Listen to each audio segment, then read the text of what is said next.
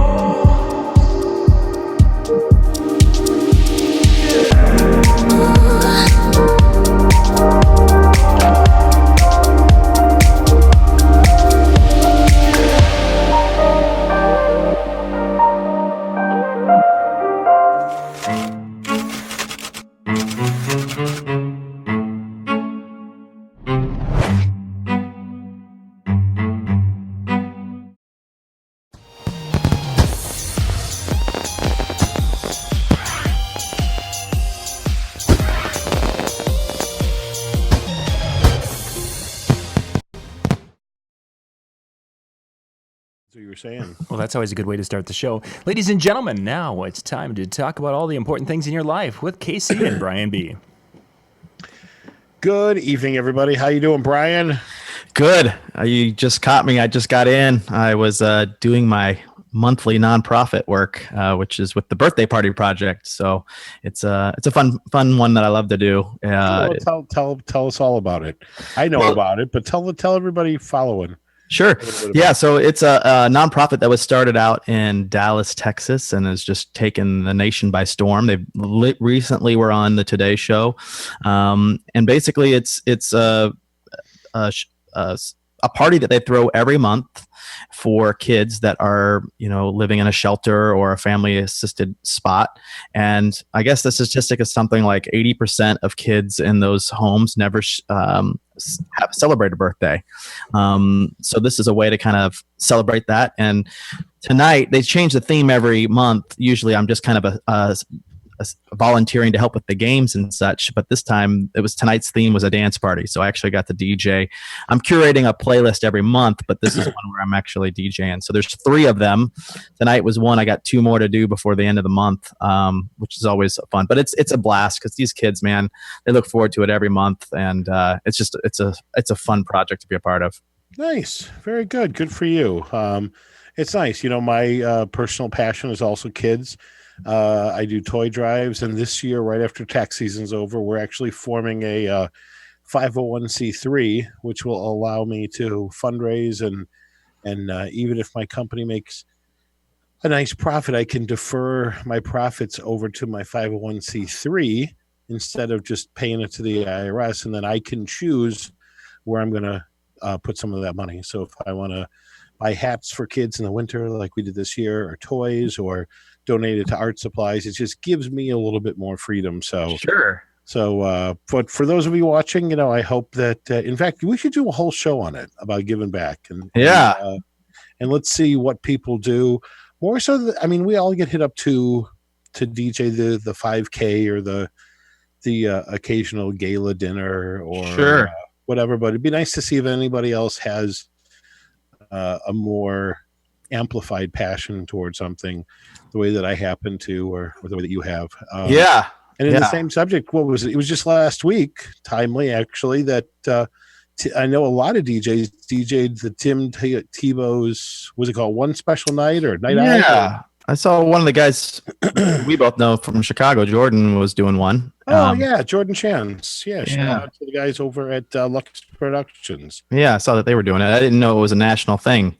Oh, yeah, big time. So, in fact, when I was involved with Exito Formalwear, they were trying to do all of the tuxes all over the country and have them donated.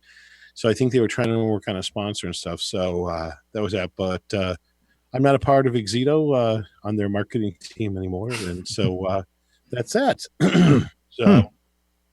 So let's, since we're talking about today's news, let's touch on the tragedy in Florida. And while it may not be the most popular thing for some reason, but at least in my case, my thoughts and prayers do go out to all the families of the victims, and my gratitude goes out to the first responders and such. And in fact,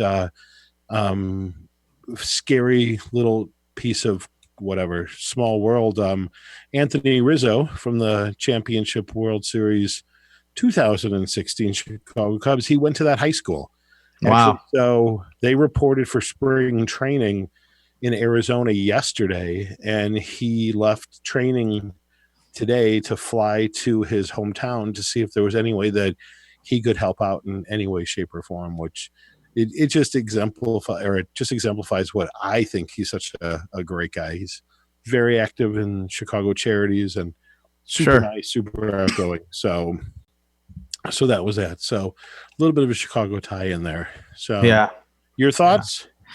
Just terrible. Anytime those things happen, it breaks my heart to hear all that stuff going down, and it just sucks. And it always spurs debates on what should be done, how things should be done, and sometimes I think we lose focus of just the kids or the victims in general, and that gets sometimes lost with the rhetoric. But gosh, I can't imagine being a parent and dealing with that. That's just tough. So my thoughts and prayers too. All right. So, and with that, let's shift on to happier thoughts. Although I don't know if it's happy, but it's hopefully enlightening and inspiring. Let's talk DJ shows, because we are, or I shouldn't say DJ shows, but let's just say industry trade shows, because Cater Source starts this week in Las Vegas. And then I believe that we have Mobile Beat and Photo Booth Expo are next month, middle of the month. And then the end of the month, we have Midwest DJs Live. And then this summer we have Marquee Show. I've heard it's going to be pretty good. So, just saying. And then we've got DJ Times DJ Expo, which they've moved to a beautiful new casino in Atlantic City. So that's a positive as well. And then we go to Wedding Wire, which is shifted to November. Wedding MBA. Wedding MBA, excuse me. And in fact, on the subject of Wedding Wire, I think they're on the East Coast, I think in August or September again. I don't follow them quite as much. But bottom line is that there's a lot of live education that DJs, photographers, photo booth company owners can go out and see. Don't forget Pro Mobile out in London. Pro Mobile, yes. So if you want to fly to London and see this guy who thinks he speaks English speak in London, you can go see my co-host Brian out there. Yeah, so and Bill Herman's speaking as well. Yeah, April, right? April. That's right before Midwest DJs Live, literally 2 weeks before. Gotcha. And Eddie's taking care of you out there? Allegedly. We'll see. Okay. Very good.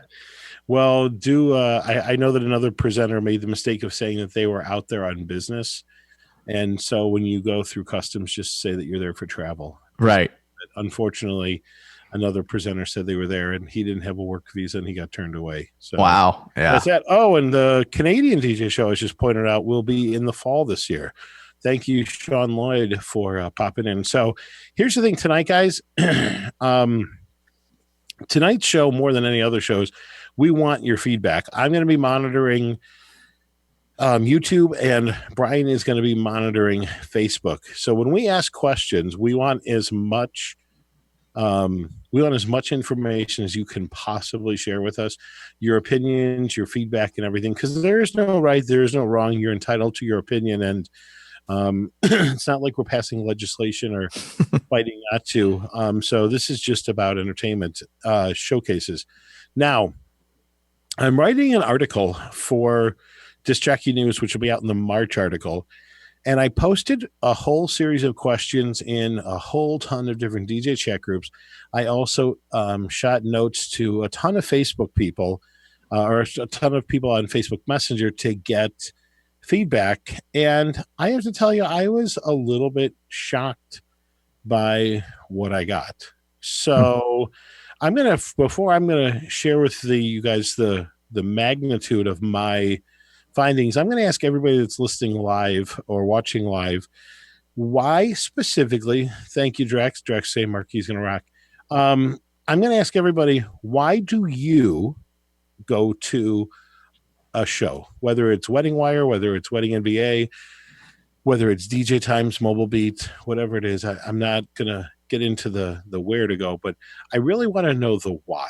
So give me what it is. Give me what your secret sauce is, why it is that you go, and then I'm gonna read some of the comments. Like, what's the number one reason? If you had to pick the number one reason why you go, I want you to let me know and just shoot a quick note up there. So anytime you guys are ready. Do you have anybody so far that's typed, or is this going to be one of those anticlimactic things? Because we said hello to a bunch of people and no one's typing now. Yeah. Facebook's a little slow tonight. Gotcha. And here's the other thing is if you don't go, that's okay too. That's your choice. So if you don't go ahead and post down there that you're not going either. And that's okay as well, because that's going to be part of it. Part of our show was talking about why to go, or why some people go and why some people don't go. So that's that. John Sawyers, here we go. Mike Walter, number one reason, new ideas for your business. Very good. John Sawyer, number one, how to grow my business. Dade 0024, never been, but hoping I can get off for the marquee. Dade 0024, I hope you can as well. Drax writes, education to better my skills, that and to hang with friends. So is anybody hanging on Facebook, or are you totally solo? Solo. There's a few people watching, but no one commenting. Okay. But it's interesting. Everyone really, well, actually now we have somebody who's, well, number two is networking, but it looks like education's kind of like the driver here. Okay. Or trying to learn, right? New ideas, trying to grow. Is that kind of... David Road, one, I go to get informed and educated as well as to network with other DJs.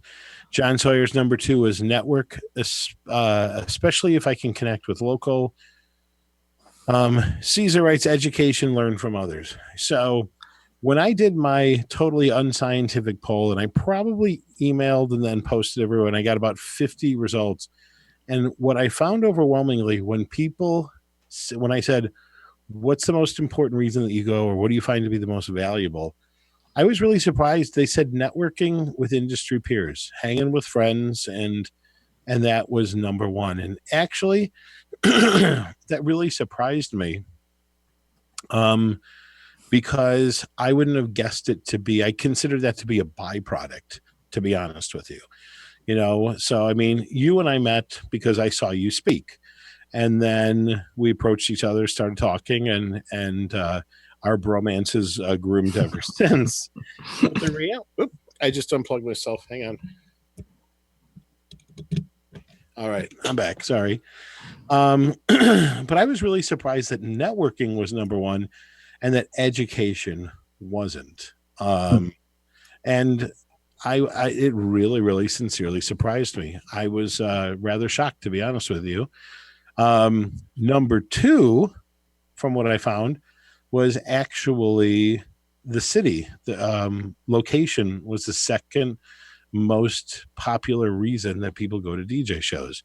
Now, if that's the case, you'd think that you get a whole bunch of guys to come and hang out in Vegas or in Atlantic City, and you can host a DJ show. That you don't need education, you don't need parties, you don't need gear. Number three actually was education, and then the fourth most popular answer was gear, and the least important thing to people was the nightlife. So I'm sure that people will enjoy Vanilla Ice, but clearly no one's going there because of Vanilla Ice and Mobile Beat. And this is no reflection on them at all, because I don't think anybody went to DJ Times when Promo Only used to host their parties with Pioneer. It was just a really nice French benefit.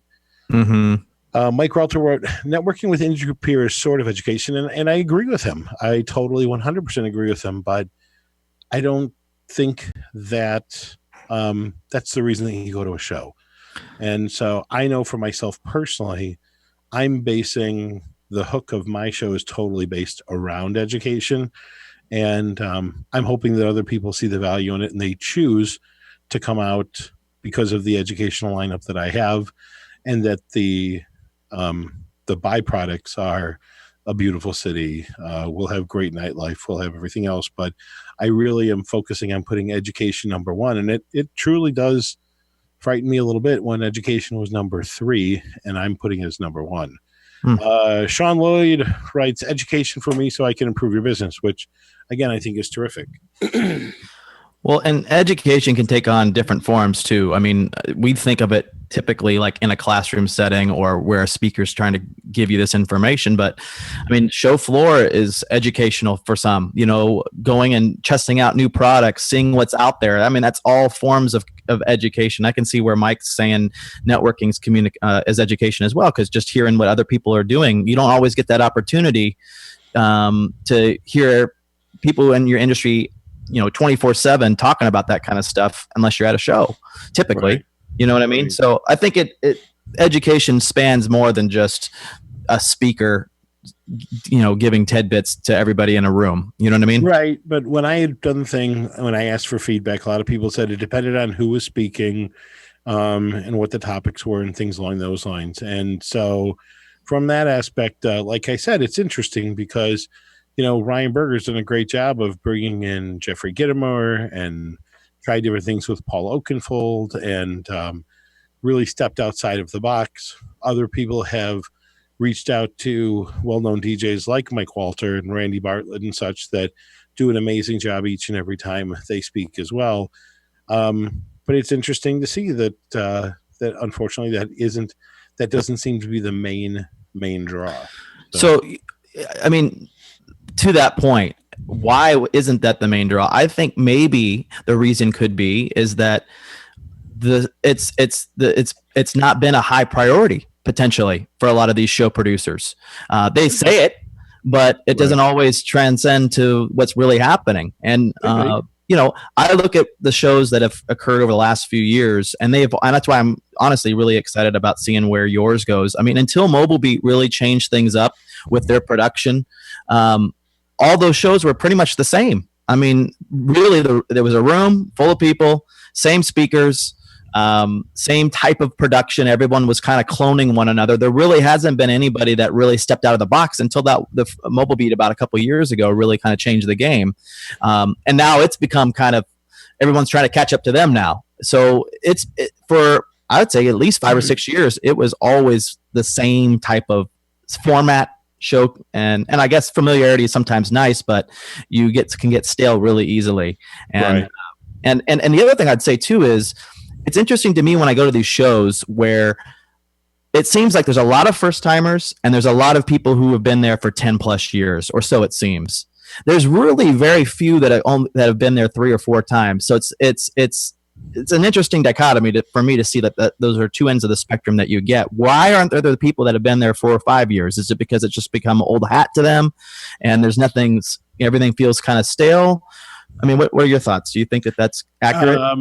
I think, that it's kind of like weddings to a degree. There's certain traditions at weddings that we all look forward to, like the bride walking down the aisle and the bride dancing with her dad. And then at the same point in time, we don't want to see her in the same wedding dress, and I don't want to be dancing to Celebration. And, it's not the same 3-tiered cake with the waterfall, water pump, whatever. And people aren't doing champagne fountains anymore and things along those lines. So as a result of that, I think that it evolves. The question being is, what's going to push these producers to evolve? And right.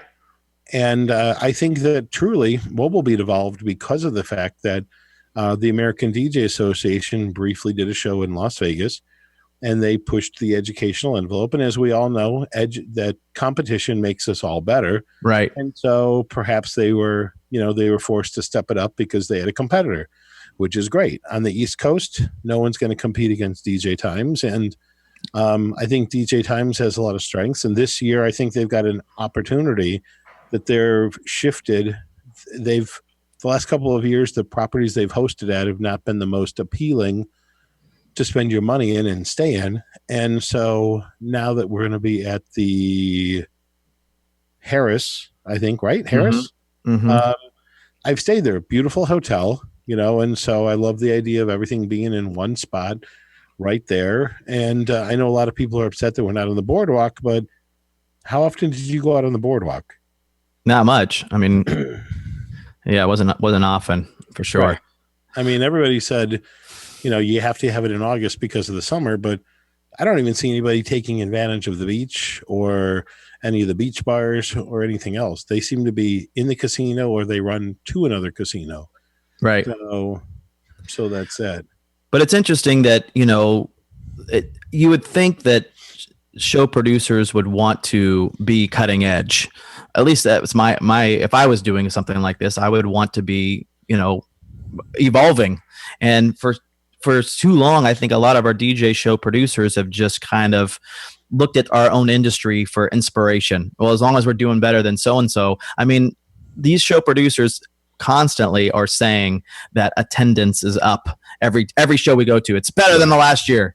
And those that have gone know that's not the case. And it's going to continue to dwindle. I mean, I can't remember one show where there's been an increase in attendance in the last 5-6 years. I don't feel like any show that of the majors, I will say like Arms DJ was really packed this last year because it was the 10-year anniversary. I've never been to Midwest DJs Live, so I can't speak to that one at all. But to Mobile Beat and DJ Times, it hasn't been on the rise, I don't think, at all. And I fear that people are able to get a lot of that kind of content and education, if you will, through, other means. So if there's not a way to really step up that portion of it, I don't think it's going to be something that's going to be around very long, or they're going to have to figure out another strategy and they'll be forced to do it instead of wanting to do it for the sake of trying to evolve. Right. And it's kind of like that banquet hall. Some, they finally remodel when there's a new banquet hall down the street. But until then, they let their carpeting wear out. They let their furniture wear out. And then there are other banquet halls that, are constantly booked all the time because they're constantly taking care of their places. And that's just kind of the way that it is. You don't hear about Acme Widget Banquet Hall being run down because they're constantly remodeling the lobby. And the next year they're doing a banquet room, and then they're redoing the bride's rooms or whatever it is.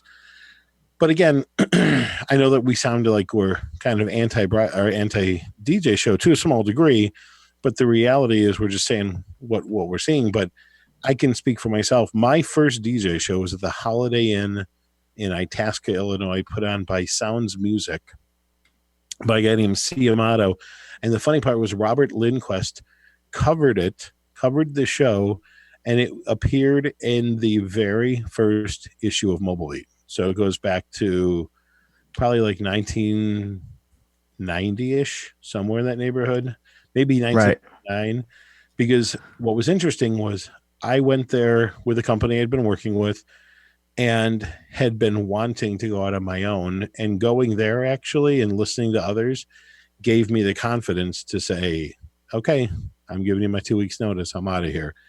And that was it. And I went out, and I had been for months collecting records back in the day and putting together my own collection, and everything else I didn't care. Like finding the turntables and finding the mixer, and that I knew was not a challenge, but having the right music library I knew was going to be the challenge. And so I constantly was going to used record stores and buying Paradise by the Dash or Bad Out of Hell from Meatloaf and Thriller and all of the staples that you knew you needed to have in your crate that you didn't necessarily need on 12-inch or what have you, and started buying 45s for the specialty stuff like the Chicken Dance and things like that. And that's what it was. But then November of 1992, DJ Times poked their head in to Chicago downtown, and I was at that one, or maybe not. Really? Maybe not that one. 92, but that was at one of the ones that they had in Chicago. Okay. Mobile Beat was in Chicago too. Mobile Beat was many years later.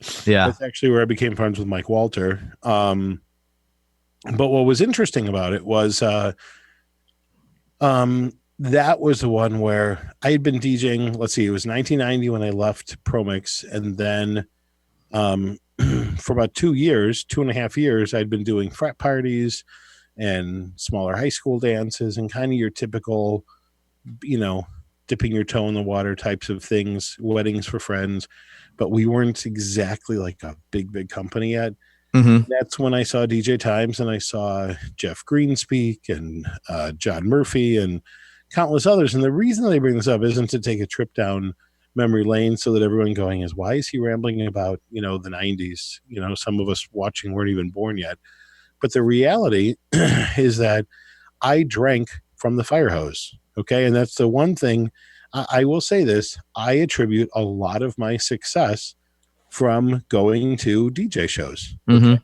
And even now, I attribute a lot of my success from sitting through DJ shows. And I think that I have enough experience where a lot of what I see is, sales are sales to a degree, and you can only sell so many different ways. But even sitting through seminars from different presenters, I always get a different twist. I always get a nugget. I always get something that makes me interested. And so I can't ever imagine cutting DJ shows off. And that's why when I read in the DJ chats boards or the group pages, when people go, I've been in business 28 years, I've never needed to go to a DJ show, there's no point in me going. Well, to me, that's like people going, I'm never going to try sushi ever. Well, you don't know if you like it. And in the DJ world, you don't know if it's going to be of any benefit to you until you actually go. Right. Well, and, to that point, there's a couple comments here on Facebook. One from Chris Hentz saying better sound, new speakers, new content, less 101 stuff. And I agree with you, Chris, on some of that stuff. But you got to look at it from putting that hat on with the show producer.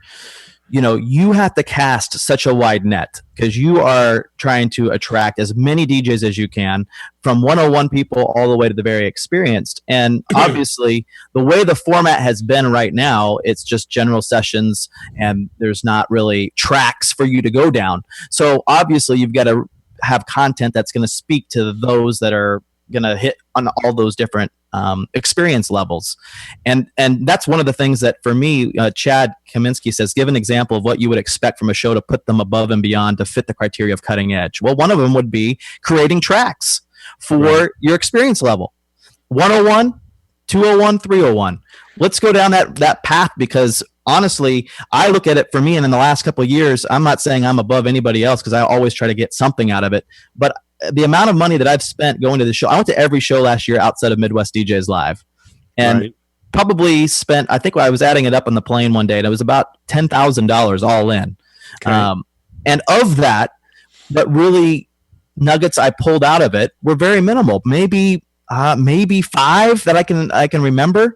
And so for me, I was like, gosh, this really is becoming less and less worth it for me to go. Now, maybe I've gotten to a place where, because it's got to be so spread as far as the content reaching all these different people, I've gotten past that, and maybe I'm in this place now where I just go to like specialized specific stuff. Sure. But unless we kind of tailor these shows in a little bit different a manner, that's why I think that middle group is out, because the older group that has been there for 10 years or plus, they're now speaking, they have stuff to sell. And I even see it, nothing against Mike or Joe, but a lot of times I see them when they're doing their show recaps, they're always really, really positive about it. I wonder sometimes if it's really all, accurate with what they're saying, or if they're saying it because, hey, we've got stuff to sell. We need to be packing this place out. You know what I mean? You know what? You rarely see anybody say things negative about any show once one's over with, until you see the interwebs of specific groups where the DJs are the ones going, the attendees going, well, that wasn't really what was really painted. You know what I'm saying? Right. Well, it depends. I think that Mike Walter, I think that Randy Bartlett do a great job of giving, if there's a 50-minute seminar or an hour seminar, they're giving 55 minutes of solid content from their head, from their heart, in an effort to help. And I think it was Randy Bartlett or it was Helen Berg that said, if I can teach you everything that I know about a specific subject in 55 minutes, I really don't know that much about that subject.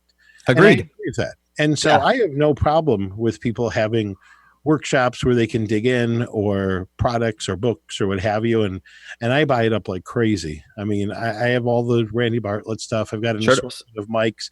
I've got all of Alan Berg's stuff. I've got some of the Peter Mary stuff. And so I have no problem investing in it. So as a result of that, I think it's great. But I differ a little bit with you when it comes to tracks, because I don't think there's a huge difference between a 401 sales track and a 101 sales track.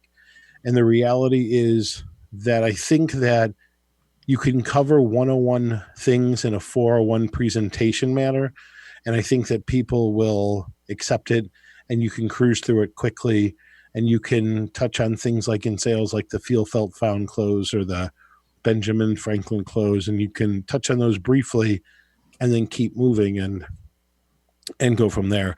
But more importantly, our DJ business and business in general has gotten much, much, much more. It's gotten much, much more complicated, and I don't think that shows are touching on it. You know, like we're going to be announcing officially next Wednesday that Bernadette Smith is going to be with us, talking about all things gay wedding. Okay, it's 2018. And not one show in the DJ industry has ever touched on, are you gay friendly? Are you truly a gay friendly wedding vendor? Okay. Like, you know, I could have sworn I saw something like where that was touched upon. Maybe I'm not, but I thought that it had been covered at one point. I don't remember it. And then Mike Walter just said, I think advanced workshops are the 301 tracks. And you know what? That could very well be. So, and again, I'm all for workshops as well. I've taken Randy Bartlett's microphone technique workshops, and the content in there is impossible to cover in a room full of 500 people or 200 people. It's just not possible. So I agree. Right. With that. But also, we haven't really, last year at Mobile Beat and DJ Times, there was really nobody talking about social media. Even this year at Wedding NBA, it was kind of touched on, but it really wasn't. And it wasn't touched on by social media experts. Okay. I've been to Social Media Examiner, which is happening end of this month, I think. Yeah, I think it's the end of this month in San Diego. And I mean, these are people that this is what they do. This is all that they do. And right. So I know for me, I'm reaching out to people to specifically talk about that stuff. Like I'm bringing somebody in from Yelp in. Does Wedding Wire cover gay weddings? Yes, Wedding Wire actually does. Because they've got I believe that they have an entire gay, or maybe it's just they have a symbol on their thing that lets you know that, or lets vendors know that you are gay friendly. So I know they have the event track. I don't know if they have, I'm not overly familiar with Wedding Wire, but I'm reading things. So I apologize if I went off tangent there. Somebody said, I think you're right that there should be different tracks for people to attend depending upon the experience levels. Now, how do you feel that you are ready to go to the next track? And how would you make that assessment? That's a great thing to ask. I mean, it's similar to what Mark Farrell has been trying to push with, like, making us a real industry. I mean, having some kind of certification or something like that might be a great way to kind of, yeah, but how do you certify talent? I mean, and it's a little bit different when there are health regulations that require certification in the food industry, in the massage industry, in the medical industry, and that's because of different things. The fact of the matter, though, is when it's a talent regulated thing, it's not like, even like a Tina Fey, or even Academy Award winners, like they had no acting certification. It was all based upon talent, and that's really the way that it goes. And if you're going to talk about certification on the business end, well, that's probably going to be geared more toward having your college degree as part of your, your business makeup. Mm-hmm. Mm-hmm. Yeah. Mike Walter said that Wedding Wire is very gay. Okay. That's good. Okay. John Sawyer says they didn't cover anything on gay weddings at Wedding Wire World in DC last year. Okay. I know that Bernadette Smith spoke on gay weddings at Wedding Wire many years ago. Because she was referred to me by somebody else, and she runs the All Gay Wedding Institute, and her business originally was, and it may still be, but she is a proud gay wedding planner. She plans weddings primarily for gay couples. That's her specialty, and so she sees things every day that are that. So we're going to touch on that. We have somebody coming in talking about trends. We have somebody coming in from an improv and a stand-up comedian training. So we're trying to do things different that are outside the box. And it is nothing against any of the other shows, but, let's face it, there's two ways to exist in business. You're first in market, or you build a better mousetrap. And so for me, I'm building a better mousetrap and hoping that people will show up. So, so we'll see what ends up happening. I know you'll be there. So yeah. Well, I mean, I sent my guys. So a couple of years ago, I brought all of our DJs out to the DJ Expo, which was not a cheap investment. I mean, I took care of their airfare, their exhibit pass, everything like that. So it was a pretty heavy investment for me, but I wanted them to get an idea of some things, hopefully to learn some things. So I was just praying going in that like this stuff was going to hit. And all of our guys walked back out saying, wow, we are so much further ahead than the majority of companies that are out there. So it was almost like it was great to be able to, have them have that experience compared to everybody else in the market. Right.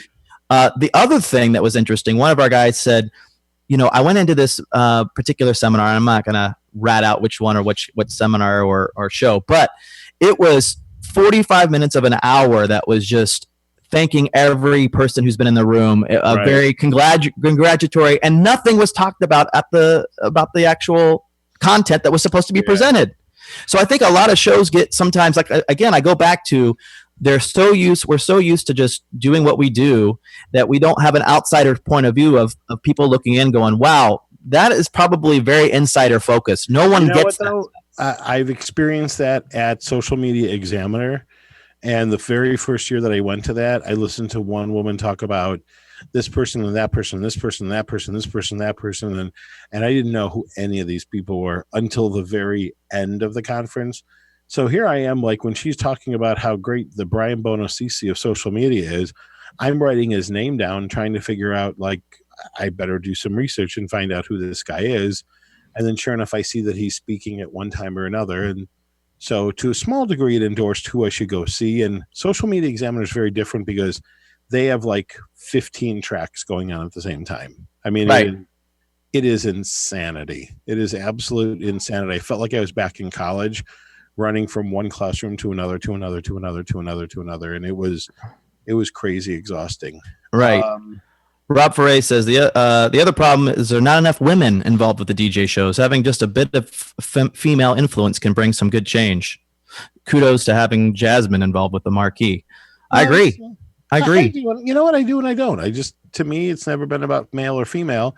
It's about having the most qualified people. And I've been friends with Jasmine for a long time. You got to meet her last week when we interviewed her, and you were blown away. I mean, she's just awesome. So Right. I think he's saying it mainly from the clientele that we tend to deal with is generally the bride. I mean, there are times when it's the groom, but I mean, or the bar mitzvah mom. No, I get it. Or even let's talk planners. Planners are primarily female. There's very few male planners out there. So people that we're dealing with every day in our businesses, we're not even considering that side of the conversation, and maybe worth kind of bringing in. So, I mean, I don't know. Right. But again, I think that I personally think the future, and this is what I'm gambling a lot of money on, is by bringing in outside experts. I'm bringing in somebody specifically from Yelp to talk about online reviews, and they're the largest online review company. As you know, we've got Annika coming in from The Knot, and she's going to be talking on millennial buying, and she's chock full of just absolutely amazing research that The Knot does on a constant basis. And no disrespect to any DJ that volunteers their time or is an expert in a field, kind of like you and I are happy to speak and give back. But again, I'm trying to do things at a different level. So Tony Schwartz says, some people have told me they stopped going to shows because no one knows who the speakers are or what their merit is. I can't speak for anyone else, but I have, if you go to the Marquee show and you click on the presenters, you're going to see everybody's, you're going to see everything about them. You're going to see, you'll be able to click through to their Facebook pages, their websites, their Twitters, their LinkedIn. So and that should be research with me anyway. I know that should be Times usually tosses out about 48 hours before they go live, but I can't speak for others. It should be something that's on an app. I mean, it should be something that we're in 2018. Geesh. I mean, we're still doing paper programs. Come on, guys. I mean, like, Right. let's get the stuff up to date. And for as forward thinking as our DJ industry is with gear and with music, I mean, we can't get shows right. It blows my mind that we put on productions that are, you know, thousands and thousands of dollars that we're charging clients for their wedding, and we can't put on something for ourselves to be able to rival that. It blows my mind, you know? Right. Okay, so Mike Walter just wrote, if a speaker delivers great content, it doesn't matter who they are. I agree with you 100%, Mike, but if I'm going to invest X amount of dollars to go somewhere, I'd like to know that the person going there is got some credibility. And there's no question that Mike Walter, Randy Bartlett, several others have. And I know every show, regardless of whether it's the NACE National Conference, ILEA, special event, what have you, there's some rock stars and there are some duds, and that's that. Oh, he wants you to know you're fired up. You are. Your mic's a little bit hot, to be honest with you. You're pretty loud, but yeah, that's good. You know? Well, no, I'm passionate about this subject. Okay, you know, so get out of the way. No, before he swings and hits me. No, well, you know, John Young said, how can we enhance the networking at a show? I mean, I would say there are a lot of shows out there that may not be up to stuff as far as, you know, just like anything, there's going to be great ones and bad ones. But I you know, one of the ones that I've gone to recently, they provide a directory for like literally a notebook of everybody attending. And as I'm meeting people, I'm literally making notes of who this person is and trying to get together with them afterwards. Why, again, in 2018, we don't have a way of communicating with people. We're just handing out business cards. I mean, come on, there's got to be a way that we can scan badges or do something that's a little bit more forward thinking so that we can connect with these people. And I would also say that a lot of these show producers of other shows outside of our industry are creating environments where networking can occur, not forcing it necessarily, but creating moments for that stuff to take place. And DJ shows just haven't provided that outside of parties, which is kind of hard to do when you got, you know, an act that you're trying to pay attention to as well to create those kind of environments. You almost have to make it happen outside of the halls, which isn't always easy. No, I agree. I'll tell you, Social Media Examiner did a great thing. They had lunch included, just like while we're having it, and I got the idea from them. But what was neat was in the area that you could have lunch, they had different colored tablecloths, and the different colored tablecloths then were for, I'm an internet blogger if you're purple. If you're yellow, you could be a internet media agency. If you were an end user, you know, doing your own social media, you could do that. And the nice part was you could then sit down with other people that are doing the same job you're doing, and you could then turn around and network and share with them and talk to them about, you know, the challenges that they have right away too. And we're going to be doing the same exact thing. Our badges will also have a QR code on it. So everyone will be emailed to download a QR code scanner, which will go directly to their social media so they can scan and immediately befriend that, which again, I got that from Social Media Examiner as well. And the technology's out there. It's not tough.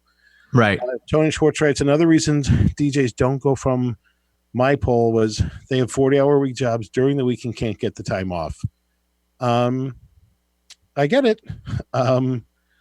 You know, and I don't have any solid answers for that one. I mean, you know what? There's lots of people who enjoy fishing. There's lots of people who enjoy hunting, and there's lots of people who enjoy the auto show, and they carve out a couple of days or some time away to do that too. So if it's a priority for you to grow your business or stay on top of things, you'll make the time. And if it isn't, it isn't. John Young wrote, or Mike Walter wrote, John Young had the best idea for networking. Hold it in a casino with no liquor license.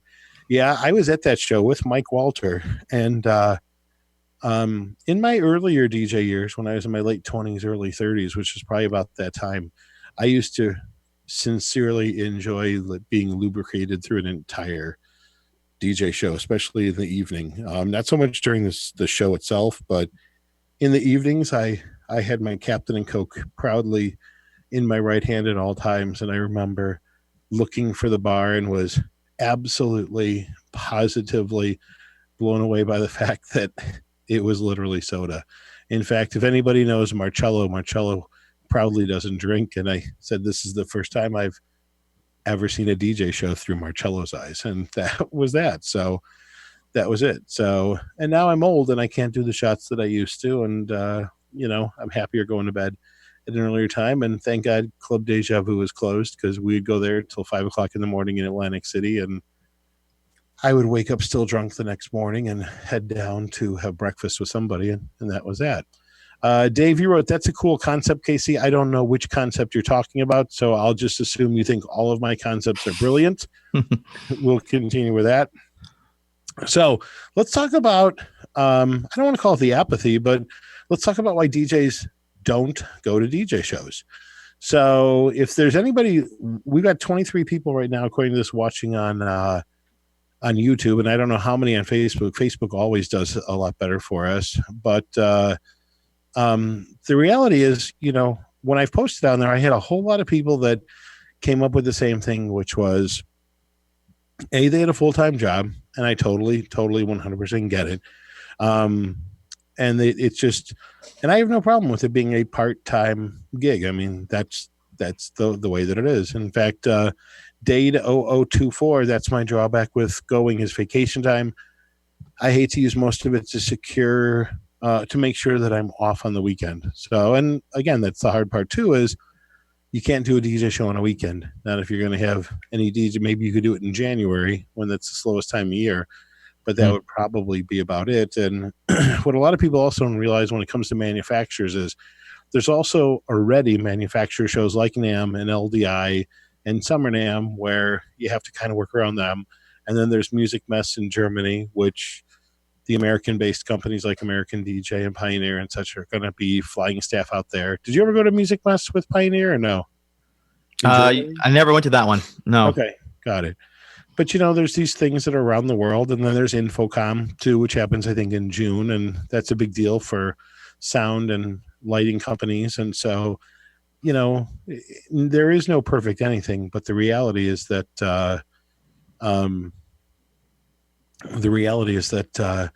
you can't just, and everybody's got a different need as far as when a good time is. I've been told over and over again what a terrible time July is for a DJ show, but looking at it, to me, it made all the sense in the world, and so that's why we chose to do it. So Dave came in and said that it was he can't do it. I know other people that tragically just say they just don't see the value in it. They can get all of their education for free on the internet, and you and I do our show, and people like Dade 0024 come on here and they get to listen to our brilliance week in and week out. And then if they have a half hour to spare, they'll tune into Mike Walter and Joe, but that's a waste of time. But anyhow, the reality is that there is tons of it. That's one of the big changes. There's lots of education on YouTube and on Facebook, and tons of chat boards that didn't necessarily exist. I mean, back in the day, there were only 2. So that's that. Mike Walter just said you'll never find a month that works for everyone. And I agree with him. I totally 100% agree with him. Right. But for me, July is the month that makes sense. And I don't want to step on anybody else's convention or what have you. And so that's kind of where we chose. And Chicago in July is a beautiful town. So, anyhow. But I was going to mention another thing too, is like when I brought my guys, one thing I remember thinking was, gosh, I wish there was a track or something that would speak to guys working for me where they could learn some things that necessarily, because a lot of times, and I get why there's a lot of DJ owners, a lot of single ops, but it would be nice for those that are multi-ops to have a mechanism, because sometimes it's just great to hear content that isn't coming from your boss. Just hearing it said from somebody else, or even from those that are working in a successful multi-op who have been veterans in that multi-op, speaking to younger guys, because reality is if we don't start talking to the younger DJs and start kind of pushing towards those guys, it's going to be very hard to have new blood coming in to take the mantle, if you will, because I mean, reality is that a lot of the attendees, I mean, that average age is pretty high, pretty older, and I'm in it too. So I would say I would say most DJ attendees are 35 and over. Right. So, and that's crazy considering that we all want to have, the the DJ is the new rock star. So for us not to be marketing to these younger guys and ladies is a disservice. And we should be trying to encourage this next generation of DJs to be there. And so obviously, I think part of that is that we're not tailoring some of our content for those kinds of folks, and having people who are in multi-ops, who are younger, who are working their way up, is a great way to kind of start to pave the path for them to see the value of going. Sure. Well, a couple of years ago, we sponsored Randy Bartlett to come to Chicago. And then on that, somehow in some way, shape, or form, the day after our ADJ meeting, we had him do his microphone technique workshop. And by some total coincidence, my nephew happened to have the day off of school. So I had him come. Now, he was 14 years old at the time. And so he had never done introductions. He'd never really been on a microphone other than screwing around on Uncle Keith's in the warehouse, or, pretending he was on American Idol or was a rapping DJ or whatever. But he took the class, and I have to tell you, like, what was really funny was this past summer, one of his part-time jobs was working at the drive-in movie theater, which required him to make all kinds of announcements. And he used to grab it all the time, and he had no fear whatsoever. And he has no fear on a microphone now either. And part of it was just because of training. And I think a lot of it is because before anyone told him he couldn't do something, he was able to get training right away and go from there. So that was that. Another thing I know that people have talked about is having more business orientated classes about profit and loss and different things along those lines at shows. Let's see, John Sawyers, I don't feel qualified to speak on the topic. Got involved in this so late in life. Never knew the type of material existed until I saw a certain DJ on a show called Life or Debt. John Sawyers says, went to my first 2 DJ events last year, Wedding Wire World, and the arrow sign is on there. What is it? And the DJ event in Atlantic City. That was only there for 1 day. And so John's still a newbie to DJ shows, but I have to tell you, I don't care where you are in your career. If you are committed to sitting down and planting your butt and hooking in that invisible seatbelt, you can sit there for 8 hours and you will take away knowledge. There's no question about it. I mean, Mike Walter's one that I see him just about every single solitary seminar. He's in the front row. He's sitting there. Marcello is another one. When he's committed to coming, he's in the front row. Jason Klock's another one. So, that's that. So, I mean, cop a squat. And even if it's the worst thing in the world, you'll sit through it. And you know what? Like you had said, you'll realize, holy cow, I'm so much further ahead than even the guy speaking on this topic. Right. And, we had the same thing. Years ago, I used to bring a whole crew to Atlantic City. And for us, it was partially a team building thing. I mean, yeah, I agree. We went crazy. Everybody went nuts doing shots, and that was that. And we had a great time. We made it an absolutely great time. But truthfully, my staff has gotten to a point where they have no interest in going to Atlantic City. They just. And what do you think that's for? You think it's content driven? You think that's because that's been the same? It hasn't evolved over the years? I mean, what do you attribute that to? I don't think DJ Times has evolved in a long, long time. Right. And I think a lot of it was they have a system that works for them, and who am I to tell them that they're wrong? Well, it's like the cash cow syndrome. I mean, I used to work at this nightclub, and they would not. I mean, the bathrooms were hideous. I couldn't even go in the bathroom in there because it was so bad. I used to drive home. I would put on a long mix, drive 5 minutes to my house to use the bathroom before I would use theirs. In Atlantic City? No, at a nightclub I used to spin at. Oh, okay. And I would try to talk to these owners about, like, listen, you guys got to update this place because you're going to get left behind. Right. And their mindset was, listen, we are a cash cow right now. We have the market cornered. We're not going to do anything. And DJ Times, I mean, honestly, like, they don't need to do much because they've got the market cornered in that part of the country. I agree.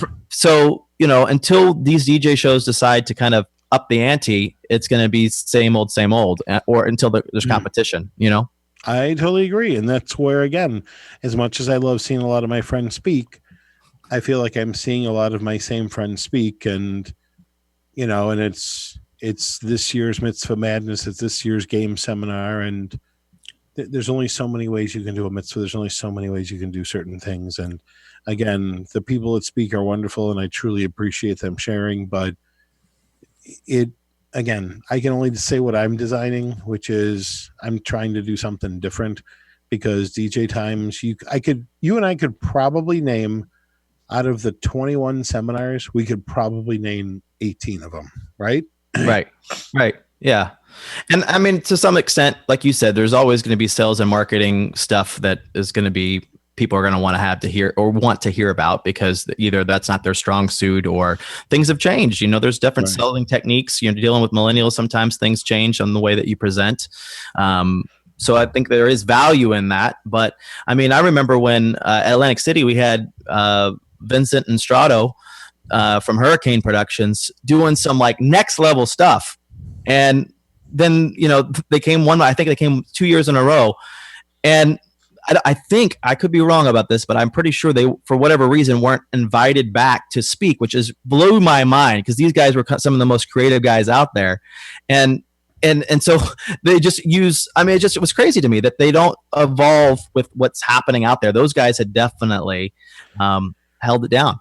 So, what's interesting is, I guess when I saw him kind of stage dive during DJ of the Year, I looked at him and said, like, you don't take this seriously, and I don't take you seriously. And for me, I wrote him off, and he's never done anything really to really redeem himself, and that's that.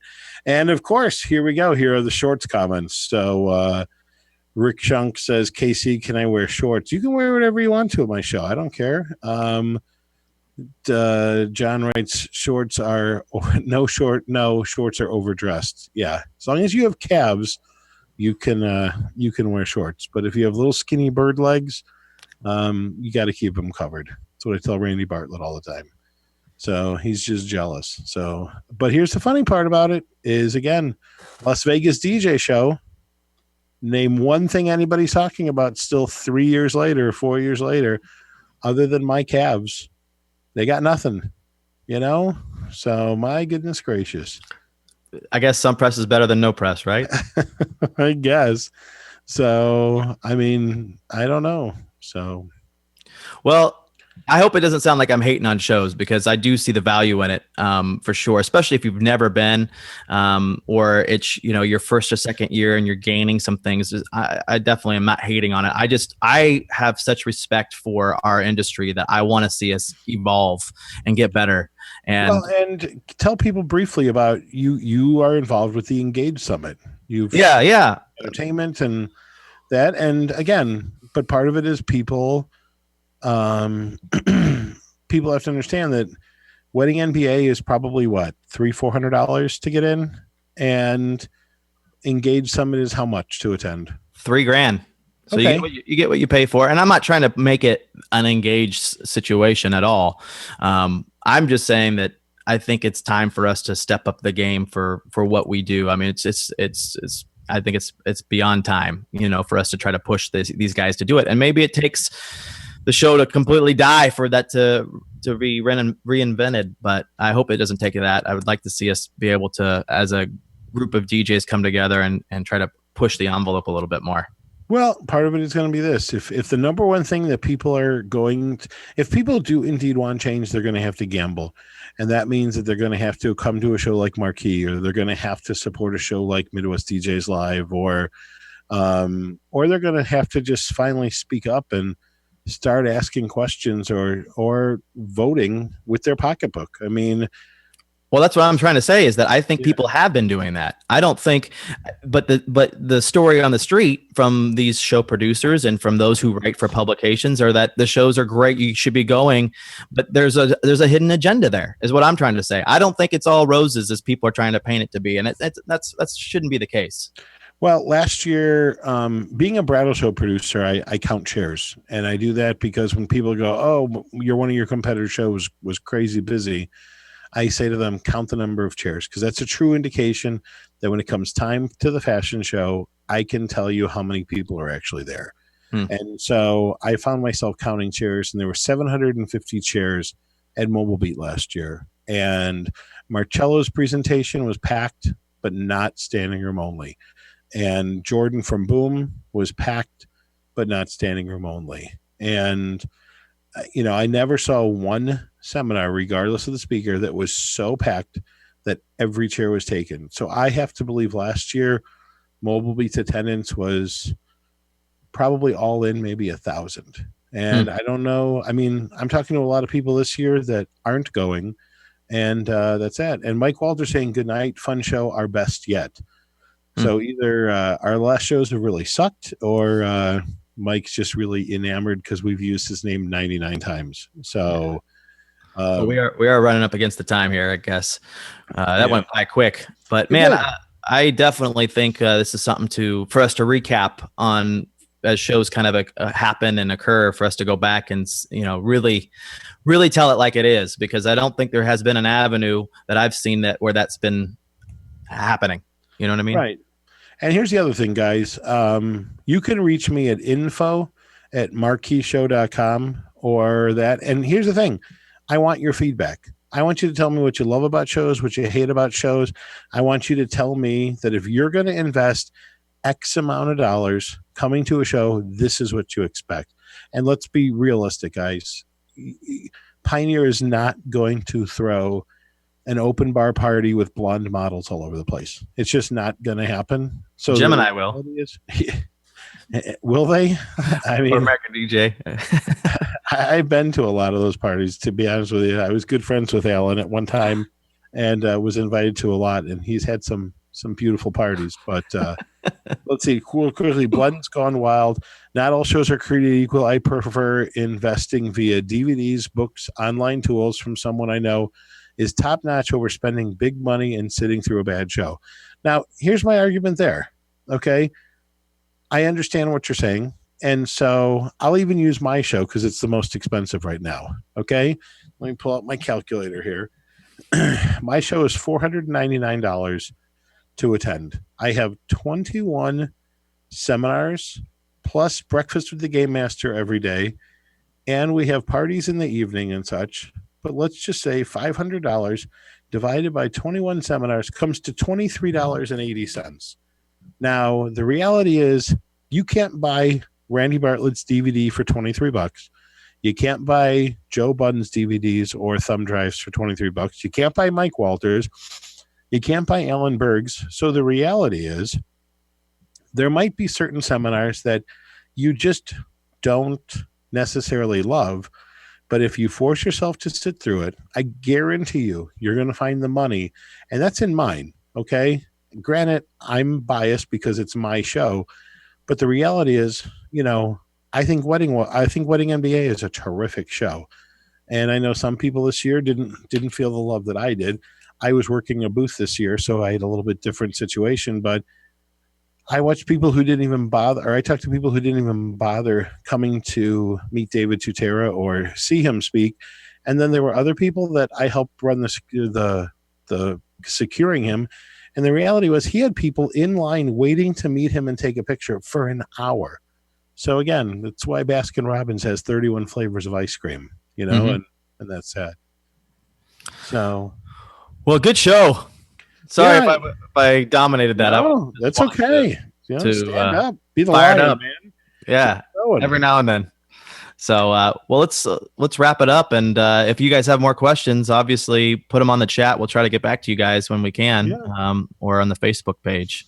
Absolutely, guys. Thanks for tuning in, and you guys have an amazing night. Good night. God bless.